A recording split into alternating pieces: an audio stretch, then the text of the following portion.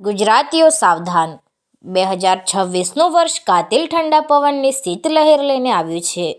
ત્યારે રાજ્યમાં આગામી દિવસોમાં ઠંડીના પ્રમાણમાં હજુ પણ વધારો થવાની શક્યતા હવામાન નિષ્ણાત અંબાલાલ પટેલ દ્વારા વ્યક્ત કરાઈ છે.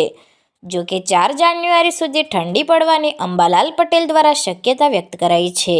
એન્ડ 4 જાન્યુઆરી પછી પશ્ચિમી વિક્ષેપ વધુ ઠંડી લાવશે તેવું પણ તેઓએ જણાવ્યું છે.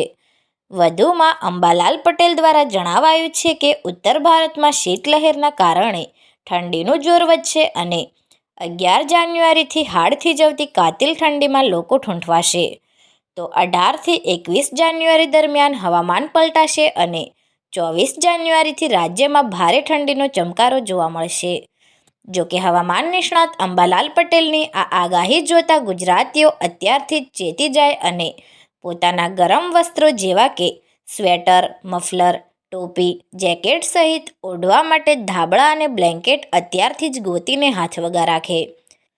કારણ કે જાન્યુઆરી 2026માં ઠંડી પોતાનું અસલી મિજાજ બતાવશે.